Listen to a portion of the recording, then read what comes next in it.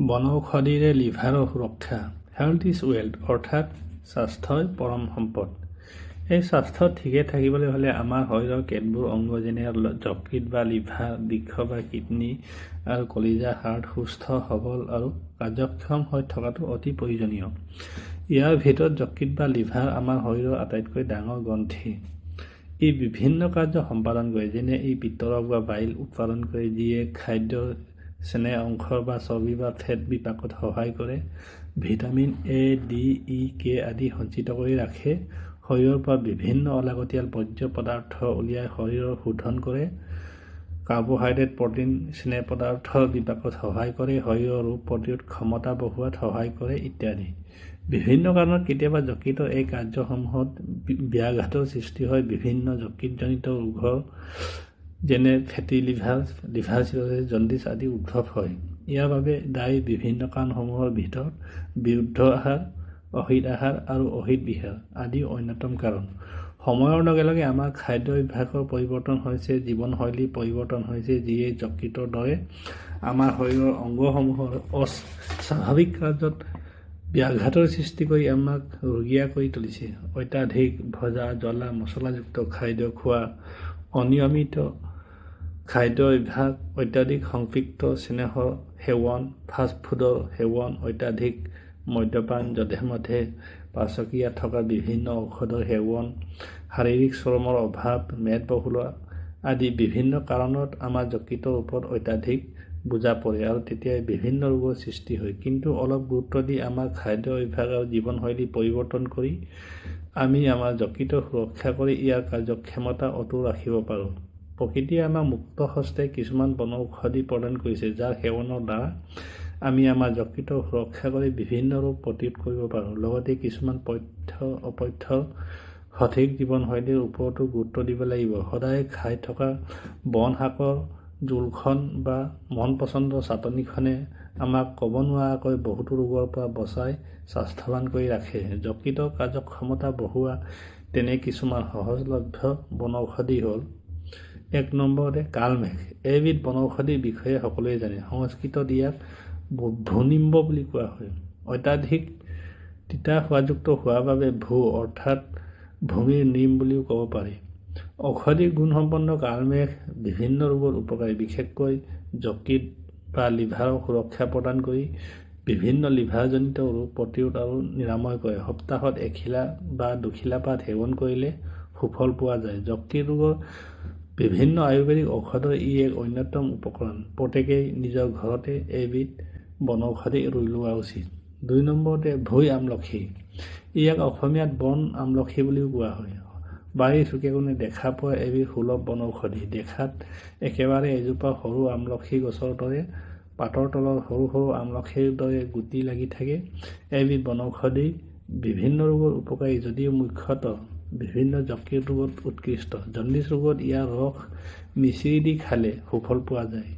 ১ চামুচ ৰস অলপ তালমিচিৰি দি একাপ পানীত মিহলাই দিনে এপালি বা দুপালি কৰি খাব লাগে।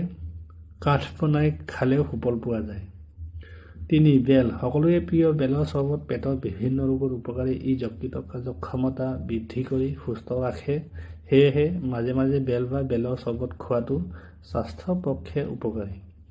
৪ নম্বৰতে পদিনা। পদিনাৰ ঔষধি গুণ সৰ্বজনবিদিত। পদিনাৰ ৰসে পিত্তৰসৰ অৰ্থাৎ বাইল উৎপাদন বৃদ্ধি আৰু চলাচল বৃদ্ধি কৰে, যাৰ বাবে এই পিত্তৰসে অতিৰিক্ত চৰ্বি বিপাক কাৰ্যক খৰতকীয়া কৰে আৰু ই যকৃতৰ শোধন কৰে। দৈনিক খাদ্য তালিকাত পদিনাক ৰাখিব লাগে। চাটনি বা বিভিন্ন ব্যঞ্জনত দি খাব পাৰি। ইচ্ছা কৰিলে পদিনাৰ ঔষধি চাহ বনাইও খাব পাৰি। ২ কাপ পানীত ১০ শিলামান পাত সিজাই একাপ খোৱাৰ পিছত গেছ বন্ধ কৰিব লাগে। কুহুমীয়া হ'লে নেমু ৰস আৰু অকণমান মৌ দি খাব। এই চাহ এক উৎকৃষ্ট ডিটক্স ড্ৰিংক। ৫ নম্বৰতে তুলসী। সৰ্বৰোগনাশক বনৌষধি তুলসীৰ উপকাৰিতাৰ বিষয়ে কৈ শেষ কৰিব নোৱাৰি। বিভিন্ন প্ৰকাৰৰ ৰোগ যেনে কেঞ্চাৰ, বিশেষকৈ লিভাৰ কেঞ্চাৰ, বিপাকজনিত ৰোগ যেনে ইউৰিক এচিডৰ সমস্যা, আৰ্থ্ৰাইটিছ কফজনিত বিভিন্ন ৰোগ আদিত তুলসী উপকাৰী। তুলসীয়ে লিভাৰৰ শোধন কৰি ইয়াক কাৰ্যক্ষম কৰি ৰাখে। দিনে 3 বা 5 খিলাকৈ তুলসী পাত খালে যকৃত ৰোগৰ পৰা আৰম্ভ কৰি বিভিন্ন ৰোগৰ পৰা হাত সাৰি থাকিব পাৰি। 6 নম্বৰতে আমলখি। প্ৰচুৰ পৰিমাণে ভিটামিন চি আৰু অন্য এণ্টিঅক্সিডেণ্ট থকাৰ বাবে ই অলাগতিয়াল বৰ্জ্য পদাৰ্থসমূহ উলিয়াই যকৃতৰ শোধন আৰু সুৰক্ষা কৰে। যকৃতৰ বিভিন্ন ৰোগত ই উপকাৰী কাৰণ যকৃত কোষৰ বিকৃতি ৰোধ কৰে। সেয়েহে হেপাটাইটিছ, ফেটি লিভাৰ, চিৰচিছ আদি ৰোগত আমলখি সেৱন কৰিলে সুফল পোৱা যায়। 2 চামুচ আমলখিৰ ৰসৰ লগত মিচিৰি বা মৌ দি দিনে এপালি কৰি খাব পাৰে। 7. শিলিখা। ডাকৰ এষাৰ বচন আছে, 3 শিলিখা যম তিলিকা, অৰ্থাৎ দিনে 3টাকৈ শিলিখা খালে সৰ্বৰোগ নাশ হয়। বিভিন্ন ৰোগত শিলিখাই চমৎকাৰ দেখুৱায়। আয়ুৰ্বেদিক ঔষধ ত্ৰিফলাৰ ই এটা উপকৰণ। যকৃতৰ এটা কাম হৈছে শৰীৰৰ অলাগতিয়াল বৰ্জ্য পদাৰ্থৰ নিষ্কাশন। শিলিখাত থকা টেনিন নামৰ পদাৰ্থই যকৃতৰ এই কাৰ্যত সহায় কৰি শৰীৰ শোধন কৰে। জণ্ডিছত 3টা শিলিখাৰ লগত অকণমান গুড় দি খালে সুফল পোৱা যায়। 8 নম্বৰতে টেঙেচি শাক।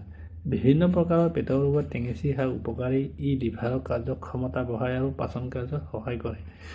টেঙেচি শাকৰ জোল খাব পাৰি, নাইবা টেঙেচি শাকৰ ৰসৰ লগত মিচিৰি মিহলাই খালেও সুফল পোৱা যায়। 9 নম্বৰতে আদা। পাকঘৰৰ বিভিন্ন ব্যঞ্জনত ব্যৱহাৰ হোৱা আদাৰ ঔষধি গুণৰ তুলনা নাই। পাচন কাৰ্যত সহায় কৰাৰ উপৰি ই যকৃতৰ সুৰক্ষা কৰে, যকৃতৰ বিকৃতি ৰোধ কৰে।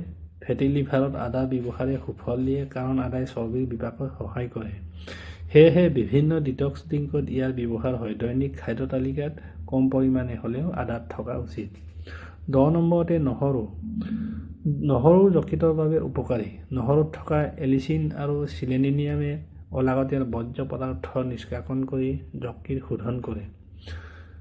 অন্যান্য থলুৱা বনশাক। যকৃতৰ সুৰক্ষাত থলুৱা বনশাকৰ ভূমিকা অপৰিসীম। মাটিকাদুৰি, মানিমুনি, ভেদাইলতা, কলমৌ, মধুসোলেং, চেংমৰা, কল পচলা, মৰিচা শাক, ঢেকীয়া শাক, খুতৰা শাক, টেঙামৰা আদি সুস্বাদু থলুৱা ব্যঞ্জনসমূহে যকৃতৰ সুৰক্ষা প্ৰদান কৰাৰ উপৰি আন বহুতো ৰোগ প্ৰতিৰোধ আৰু নিৰাময়ত মুখ্য ভূমিকা পালন কৰে।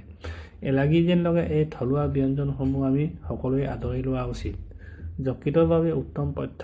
বিট, গাজৰ, কমলা, নেমু, আঙুৰ আদি টেঙা ফল, ব্ৰকলি, ফুলকবি, বন্ধাকবি। থাইৰয়ডৰ সমস্যাত থকাসকলে নাখাব।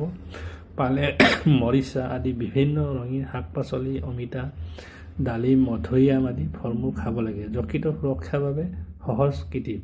শৰীৰৰ ওজন নিয়ন্ত্ৰণ কৰা, সুষম আৰু সমতুল্য আহাৰ গ্ৰহণ, এখন নিৰ্দিষ্ট দৈনিক ৰুটিন মানি খাদ্য গ্ৰহণ কৰক। যধে-মধে ঔষধ সেৱন কৰিব নালাগে, কাৰণ বহুতো ঔষধৰ পাৰ্শ্বক্ৰিয়া থাকে। অত্যাধিক চৰ্বিযুক্ত আহাৰ, তেল বা বেছি জ্বলা মছলা দিয়া খাদ্য, দিনত সংৰক্ষণ কৰা খাদ্য, অত্যাধিক মদ্যপান পৰিহাৰ কৰা উচিত। বিশুদ্ধ খোৱা পানী গ্ৰহণ কৰা উচিত, কাৰণ দূষিত পানী বিভিন্ন ৰোগৰ কাৰণ। ৰাতিপুৱা খালী পেটত কুহুমীয়া পানী সেৱন কৰা উচিত।